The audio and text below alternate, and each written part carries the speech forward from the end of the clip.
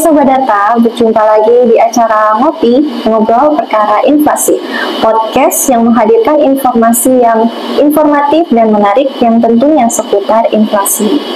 Telah hadir bersama kita di episode kali ini adalah Ketua Tim Penyusunan Inflasi BPS Kota Depok, Bapak Ferdi Irmawan Prayitno. Selamat siang Pak Ferdi. Siang, Mbak Ina. Gimana Pak kabarnya Pak? Alhamdulillah baik.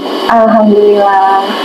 Kalau bicara inflasi nih Pak, Iya. kalau sebelumnya kita kan ngobrolnya tentang listriknya subsidi, lalu ada turun begitu kan, jadinya deflasi seperti itu, terus Lebaran kemarin juga harga-harga naik.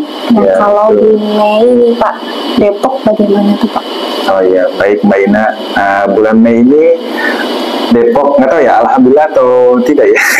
Itu deflasi, ya deflasi 0,35, cukup dalam ya, 0,35. Tapi memang dari 10 kabupaten kota di Jawa Barat ya, yang dihitung angka inflasinya, itu semuanya mengalami deflasi.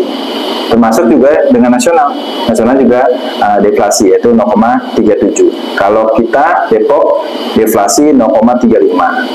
Tapi ada yang lebih dalam lagi. Kalau di Jawa Barat itu ada Kota Bekasi, yaitu 0,46 deflasinya. Tapi ada juga yang sedikit banget deflasinya, yaitu Kota Tasik, itu 0,01. Tapi kalau melihat sepanjang tahun 2025, ya dari Januari hingga Mei 2025, ya karena kan kami pendatanya sebulan ya, jadi sekarang rilis bulan Mei baru baru ada gitu ya datanya. Nah itu kita di 1,05 ya, 1,05 untuk year to date-nya. Oh iya. Mau nganter kopi. Alhamdulillah kopi ini. Kebetulan yang nganter lagi enggak. Oh jadi langsung Enak badan. Terima kasih. CEO-nya orang dulu. Iya bener banget. Ini lagi bincang-bincang kayaknya asik banget nih ya. Boleh ikut nimbrung? Oh boleh. Sebentar Oke, aja. boleh. Yalah, apalagi ini pengusaha ya. Iya. Ya, mungkin saya lanjutkan saja ya. Nah, itu kita year to date-nya dari Januari sampai Mei. Year to date itu kan sebenarnya seperti penjumlahan ya, antara dari Januari, Februari sampai Mei. Itu 1,05 ya. Nah, yang paling kecil itu ya inflasinya di Jawa Barat itu ada Kabupaten Bandung dan Kota Bandung, yaitu di 0,66. Artinya dari 5 bulan selama tahun 2025 dua kota tersebut, dua kabupaten kota itu mengalami inflasi 0,66 ya. Nah kalau yang tertinggi itu Kota Sukabumi ya, Kota Sukabumi itu 1,62 untuk year to date-nya ya. Untuk year on year-nya itu dia masih sama, Kota Sukabumi yang paling tinggi 2,73. Kalau Depok sendiri itu 1,63 seperti itu. Nah year on year-nya yang paling kecil itu Kota Cirebon 0,98 seperti itu keadaan kondisi di bulan Mei ini, inflasi di Kota Depok maupun di nasional dan Jawa Barat seperti itu. Boleh motong sedikit nih. Oh iya boleh. Saya mewakili netizen ya. Betul ada beberapa netizen yang nanya. Oke. Saya sering loh ngikutin kayak gini. Sama juga berarti kita ya. Iya. Ada beberapa pertanyaan, ada dua sih pertanyaan dari netizen. Yang pertama menanyakan mengenai kok angka inflasi kecil sekali ya, cuma 0,2, 0,01, padahal kalau saya nemenin istri harga naik cukup tinggi, bisa 30%, 50%, bahkan 100%, itu gimana ya? Ini ya interpretasi dari angka inflasi ya. Nah, jadi benar. Memang kalau di lapangan kan itu ada angka harga sayur, harga cabai naik ya. Apalagi kalau kemarin bulan Maret menjelang Idul Fitri itu naik sampai 100%. Tapi perlu diingat karena inflasi itu bukan cuma 1, 2, 10 atau 20 komoditas yang didata. Jadi khusus di Kota Depok itu yang didata adalah 353 komoditas. Seperti itu. Nah, bayangkan kan, dari 100% yang didata 353. Berarti kan memang kecil-kecil ya. Nah, makanya kenapa angka inflasi kecil-kecil seperti itu. Jadi nanti itu disebutnya bobot. Ya, jadi bobotnya. Yang paling tinggi itu kalau dimakan itu beras pastinya. Karena memang masyarakat Indonesia atau khususnya Depok itu beras ya, masih konsumsi beras menjadi nasi ya. Bukan makan berasnya ya. Dimasak dulu, betul. Itu 4, hampir sampai 5. Jadi memang wajar angka inflasi itu memang kecil-kecil ya. Nah, karena memang komoditas yang didata adalah sangat banyak, seperti 353 komoditas seperti itu. Iya. Kan saya lihat di beberapa angka nih, itu kan ada MTM, YTD, dan YONU ya. Cara mudah memahaminya gimana sih? Oh iya, iya. Memang kalau yang di luar mungkin orang statistik gitu ya, agak sulit ya. Apa sih ini MTM gitu kan ya? Bingung. Ya, sebenarnya singkatannya itu pakai bahasa Inggris ya jadinya ya, mantuman. Jadi dari bulan ke bulan. Nah, terus YTD yaitu year to date ya. Kalau YOY berarti year on year. Cara memahami ini, kita kan punya target BI 2,5 plus minus 1%. Ya, itu tapi setahun. Itu untuk target year to date. Gitu ya. Nah, kalau M2M itu ya atau mantuman itu adalah sebagai warning. Kalau tadi 2,5 untuk setahun, berarti kita bagi aja di 12 berapa? 0,2 kan? Artinya sebulan range-nya 0,2-an lah kalau mau inflasi gitu ya. Per bulan? Iya, nah makanya ada inflasi MTM mantuman. Artinya kalau udah lebih dari 0,2 atau sangat dalam deflasinya itu berbahaya juga gitu. Jadi ya sekitar 0,2 aja gitu. Itu kalau yang inflasinya bagus. Nah, itu artinya mantuman itu cuma sebagai warning tiap bulannya. Kan di kita nih ada yang namanya tim pengendali inflasi daerah. Nah, jadi di situ bisa melihat nih tiap bulan, oh masih aman lah 1,8 misalkan ya, 0,18 ya. Oh 0,20 masih aman tuh berarti 0,25 oh masih aman.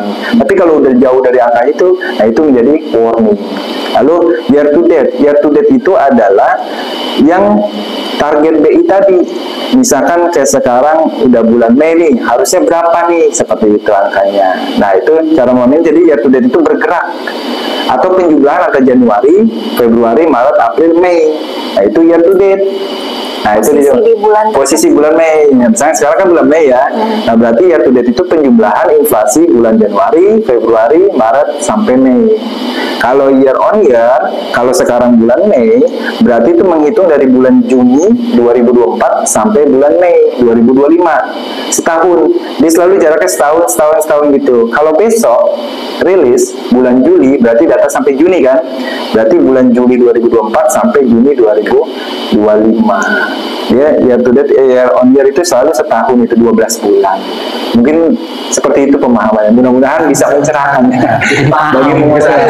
Jadi paham tentang baca angka inflasi kayak gini. Iya, benar. Tapi kayaknya sih juga nggak bisa lama-lama nih. Sibuk. Mau ada rapat lagi sama kedai kopi pemilik. Semoga sukses ya. Terima kasih banyak ya. Dicicipin kopinya. Oh iya, oke. Terima kasih.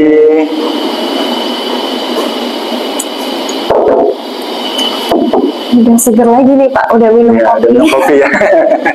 Lebih melek lagi nih ya. Spesial di antara spesial ya. iya. Gitu kan. Masih muda lagi ya. Oh iya.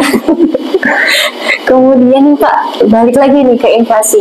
Kemarin kan 2 bulan berturut-turut inflasinya itu cukup besar. Seperti Maret itu 1,71%. Kemudian April 1,20%. Dan sekarang lumayan ya Pak dalam deflasinya begitu ya. Betul. Kalau seperti ini baik tidak ya Pak? Ya, sebenarnya baik atau tidaknya kan memang tergantung kewajarannya ya. Kalau kemarin itu dari Januari hingga April itu kan dampak dari stimulus tarif listrik ya.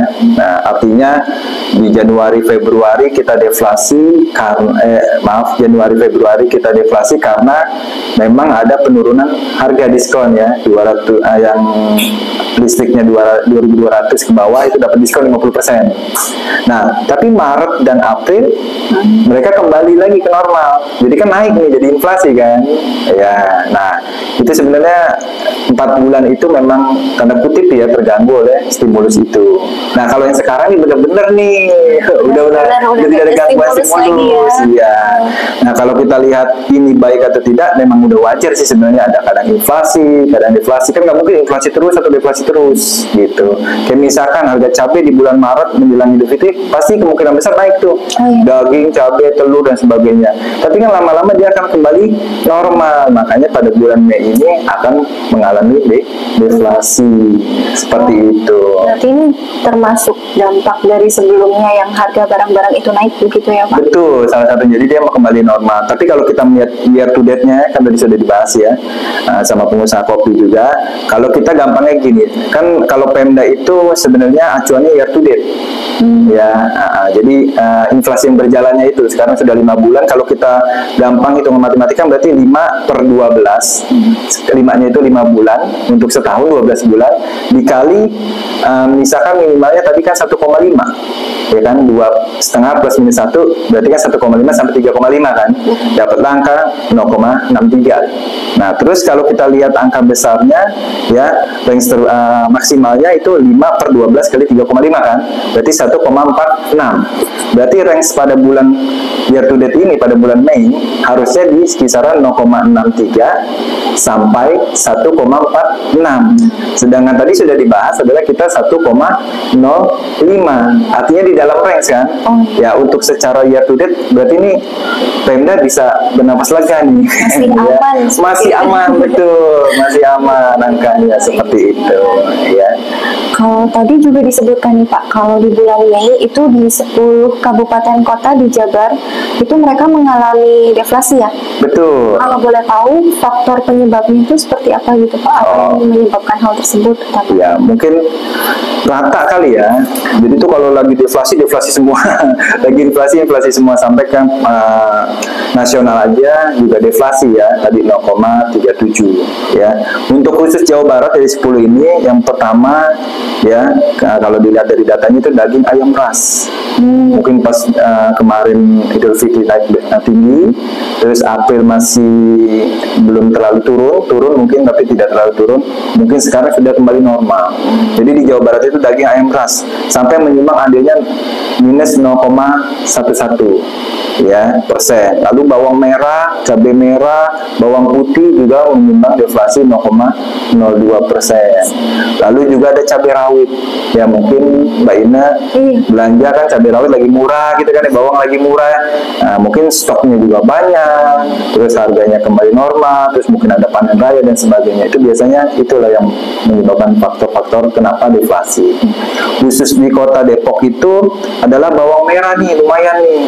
Bawang merah itu terjun nih, harganya yang tadi udah tinggi jadi kembali normal ya, seakan-akan terjun itu sampai dalam sekali andilnya ya 0,14% ya, atau minus 0,14% seperti itu bawang merah. Lalu ada cabai merah, cabai rawit itu menyumbang masing-masing 0,07%. Itu di Depok ya Pak? Di Depok itu. Nah, karena itu sangat udah 14 tambah 7 aja udah 21 kan. Kita tadi 35 ya, 0,35 ya. Terus bawang putih juga turun. Angkutan antar kota juga yang sempat turun ya, di April turun tapi belum normal kan. Nah, sekarang sudah normal seperti itu. Ya, paling itu faktor-faktor yang mempengaruhinya. Ngomong-ngomong soal cabai nih Pak, cabai, bawang itu kan hal pokok nih buat kita para ibu-ibu gitu ya. Mau buat bumbu kalau nggak bikin ini nggak enak gitu kan ya. Iya, betul. Kalau yang kami para ibu-ibu sorotin gitu kan, ada harga cabai turun nih, kemarin juga nemu beberapa artikel begitu ya, ada harga cabai turun, kemudian harga bawang juga cukup turun setelah sebelumnya melonjak seperti itu. Kalau aneka bawang dan cabai ini turun begitu Pak harganya. Faktor apa sih Pak yang mempengaruhi kedua komoditas tersebut seperti itu? Oh iya. Nah, sebelum kita bicara faktornya, mungkin memang kalau Kota Depok kan kota yang benar-benar tergantung nih ya. Makanya belum ada penghasil bawang maupun cabai ya di ini. Tapi memang lagi ada digagas sih, di pinggir jalan tol itu ada penanaman cabai ya dari TNI lah ya. Nah, tapi kan mungkin belum masif ya, belum signifikan. Kita masih tergantung daerah lain, ya tergantung daerah lain nih. Nah, itu kan bisa dari daerahnya itu sendiri. Di sana kalau bawang sama cabai kan dia tidak tahan oleh hujan. Curah hujan tinggi dia udah jelek nanti hasilnya. Kalau jelek berarti kan bisa gagal panen. Kalau gagal panen berarti stok sedikit. Stok sedikit, permintaan sama, berarti kan harga naik nih. Atau bahkan kalau lagi ada momen tertentu permintaannya banyak, stoknya malah sedikit, oh udah naiknya tinggi sekali kan. Nah, itu bawang dan cabai itu sama tipenya seperti itu. Nah, apalagi kita tidak punya lahan yang menghasilkan bawang maupun cabai di Kota Depok khususnya ya, seperti itu. Nah, terus selain tadi faktor cuaca, juga faktor momen-momen tertentu kayak Idul Fitri. Ini mau Idul Adha kan ya. Nah, Idul Adha juga beberapa sudah didata. Alasannya Lebaran. Hanya Lebaran kedua ini kan. Iya. Pada berburu cabai. Iya. Ya kan pasti masak apa tuh sayur pepaya kan pakai cabai kan gitu ya, pakai bawang dan seterusnya ya. Untuk temennya tupat tuh ya. Nah, seperti itu. Paling itu pengaruhnya ya. Karena itu jadi harga kedua komoditas kayak cabai, bangsanya cabai gitu, terus bawang itu mereka selalu fluktuatif begitu ya? Iya betul. Ya pokoknya kalau udah musim hujan, contohnya misalkan kayak Nataru itu kan nggak pernah pindah ya. Dia akhir tahun dan awal tahun. Beda sama Lebaran ya. Lebaran tuh bergeser kan ya 10 hari 11 hari. Nah itu kan di situ udah pasti musim hujan tuh. Musim hujan kalau tidak ada solusi ya. Nah kayak greenhouse gitu-gitu ya. Nah, tetap dia tumbuh kena sinar matahari, tapi greenhouse itu bisa menghalangi curah hujan atau hujan, itu kan masih bisa panen baik kan. Tapi ini kalau misalnya itu belum kena hujan, pastikan cabai dan bawang sudah tidak akan atau bahkan gagal ya, gagal panen. Nah itu pasti naik tinggi. Nanti pas lagi musim kemarau ya, nah kan dia tidak ada hujan nih, mungkin stoknya jadi banyak, jadi harganya murah lagi seperti itu. Dan kalau nggak salah di daerah di luar negeri ya, itu sudah ada pengembangan kayak bawang itu bisa kalau di Indonesia kan 50 sampai 90 hari misalnya bawang baru panen. Di sana bisa udah rata-rata 50 sampai 60 hari saja. Jadi bisa siklusnya tuh panennya bisa lebih cepat gitu. Jangan terlalu banyak di stok, tapi panennya yang berkali-kali, bisa seperti itu. Nah, itu kalau sudah bisa diatur seperti itu dengan tadi penanaman panennya seperti tadi, terus punya greenhouse juga yang baik, itu bisa mengendalikan harga yang tadi fluktuatif tadi sebenarnya. Iya. Oh, kalau berhubungan dengan tugasnya BPS nih Pak sebagai pengumpul data, kemudian yang mengeluarkan angka inflasi, apa sih Pak yang harus dilakukan BPS utamanya terkait harga-harga fluktuatif tersebut? Fluktuatif ya. Iya. Sebenarnya sih gini, BPS itu kan Badan Pusat Statistik ya. Jadi kita tuh cuma memotret saja sih. Ya kita memang diamanatkan oleh Presiden langsung untuk memotret, salah satunya adalah memotret harga, yaitu inflasi ini kan ya. Kita memotret saja.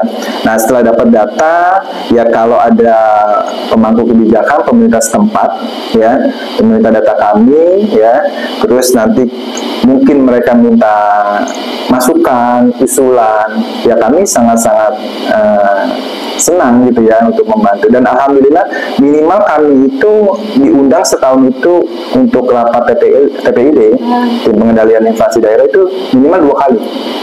Nah, insya Allah ini aja nanti akan ada ini lagi undangan untuk memaparkan data-data inflasi seperti itu. Alhamdulillah hubungan kami juga udah baik gitu kan ya, data-data kami juga alhamdulillah diterima, dan kami juga sering kasih masukan kepada teman-teman di TPID, dan ya insya Allah berjalan. Kalau sudah berjalan kan mudah-mudahan harga-harga di Kota Depok bisa terkendali seperti itu sih. Nah, jadi memang kita tidak bisa melakukan karena memang bukan ranahnya kita kami cuma BPS cuma memotret. Kalau diminta usulan, masukan untuk bagaimana mengendalikan inflasi, kami siap, insya Allah kami siap dan memberikan masukan yang mudah-mudahan bisa mengendalikan angka inflasi seperti itu. Baik. Kalau tadi Pak kita kan sudah membahas terkait inflasi month-to-month ya, dan ya, faktornya itu apa saja. Tapi kan tadi kalau tidak salah itu ada terkait angka inflasi year to date. Yang kalau kita lihat month-to-month-nya dia itu negatif ya. Tapi ketika kita lihat year to date itu dia ternyata terjadi inflasi, bukan malah deflasi seperti itu. Apakah ada hubungannya nih Pak? Kemarin lagi hype tuh kan kayak berbondong-bondong membeli emas begitu kan? Antam ya? Iya, antam tuh yang kemarin ada beberapa itu kan kejadian di mana seperti itu yang sampai tidak kebagian. Iya betul. Padahal harganya naiknya udah 2 juta ya? Iya, atau mungkin ada pemirsa yang kemarin ikut membeli, ikut antri. Antri juga ya. Itu ada hubungannya nggak Pak? Kenapa berbeda atau mungkin? Oh iya benar. Yang tadi sudah disampaikan, mantuman itu kan memang kita lagi deflasi ya, 0,35. Mantuman itu kan sebenarnya warning. Gampangnya gitu, itu warning setiap bulan kita harus memantau angka inflasi sekitar tadi 0,2 ya. Nah, kita kan nih lagi deflasi, itu nikmati saja. Nanti juga mungkin ada inflasinya. Nah kalau year to date itu kan penjumlahan tadi nih dari Januari, Februari, Maret, April, Mei. Nah kita ketahui tadi di awal Januari, Februari kita deflasi, tapi kan deflasinya cuma 0,76 di Januari, 0,73 di Februari, tapi melonjak tinggi di bulan Maret 1,71 dari kan. Iya, betul. Nah, artinya 2 bulan Februari dan Januari dan Februari itu selesai sama inflasi di bulan Maret kan, 1,3 malah jadi inflasi kan. Jadi inflasi. Terus ditambah lagi bulan Februari 1,2 kan. Nah berarti kan tinggi lagi. Sempat pas dia to date-nya di bulan Maret kan 1,4. Nah sekarang deflasi 0,35. Artinya kan dikurangin aja kan, 1,4 dikurang 0,35 jadi 1,05. Jadi memang di 2 bulan ini yang sangat tinggi. Inflasinya bisa 1,71 dan 1,20 seperti itu. Nah, terus faktor-faktornya apa saja? Benar tadi yang disampaikan oleh Mbak Ina, itu emas perhiasan. Oh, iya, memang emas perhiasan memang untuk di Depok aja itu menyumbang sampai 0,36%. Kan kita tadi year to date-nya 1,05. Emas perhiasannya nyumbangnya 0,36. Kan berarti sepertiganya dari emas ya kan ya? Iya sih. Iya, tapi kemarin pas pemantauan di bulan Mei itu memang emas sedikit turun, sedikit ya. Dan memang kan itu dipengaruhi oleh harga emas dunia ya. Memang lagi turun, nanti memang sekarang lagi naik sampai 2 juta ya gitu ya. Nah, seperti itu. Lalu berikutnya adalah yang beras. Oh, ada beras secara year to date juga mengalami inflasi atau menyumbang inflasi 0,09%. Gitu ya. Terus yang berikutnya adalah kopi bubuk. Ya, 0,08%. Nah, 3 komoditas ini memang dia mempunyai bobot yang besar. Tadi saya sudah katakan kalau beras itu kan 4,64% ya, atau mencapai 5. Emas perhiasan ternyata juga besar, 1,60%. Iya, mungkin kayak Mbak Indah kan orang Depok ya. Oh iya. Nah, konsumsinya juga banyak emas sih kan. Oh, Bapak juga? Iya. Oh, kalau saya enggak. Enggak boleh. Sebelah. Di sebelah. Iya, nah seperti itu. Nah, kopi bubuk juga itu naik tuh. Ya, 1,48 itu bobotnya tuh ya. Nah, bobotnya itu sampai besar seperti itu. Ya mungkin kan sekarang tren-trennya banyak ya. Kopi bubuk yang tadi aja tuh masih muda. Oh iya, CEO kopi. Iya, kopi kan gitu kan ya. Nah, jadi seperti itu. Jadi memang banyak sekarang bermunculan ya. Menjamur tuh kafe-kafe kan ya. Ya, seperti itu sih. Jadi faktor-faktor untuk yang year to date seperti itu. Berbicara tentang yang CEO kopi tadi nih Pak, tadi ada pertanyaan tentang year on year ya? Iya betul. Nah itu tuh inflasi year on year apakah seperti forecasting atau bagaimana ya Pak? Oh iya benar. Jadi gini, kalau misalkan kan kita punya tadi month-to-month, year to date, year on year. Nah sekarang yang year itu kan berarti kan dari Juni 2024 sampai Mei 2025 kan. itu year on year-nya kan 1,63. Nah, kita kan nggak boleh forecasting nih, apalagi inflasi itu hari pertama di bulan berikutnya itu pasti wartawan kalau di BPSRI maupun provinsi itu pasti sudah menunggu hasilnya tuh, makanya kita nggak boleh forecasting gitu, karena nanti menjadi bahan dari investor untuk tetap investor atau enggak nih, yang menguntungkan atau tidak nih, kan gitu ya. Nah itu makanya kita tidak boleh forecasting. Nah kami suka menyarankan kalau untuk melihat perkiraannya mending menggunakan year on year itu. Secara logika kan tadi kita udah dapat 5 bulan nih di bulan di tahun 2025 kan ya. Nah, kalau tidak terjadi apa-apa kan kita masih ada 7 bulan nih. Bulan Juni 2025 sampai Desember 2025 ya. Nah, kalau tidak terjadi apa-apa, kemungkinan keadaannya sama dengan 2024, yaitu tinggal masukkan aja data inflasi itu di situ. Itulah yang disebut year on year.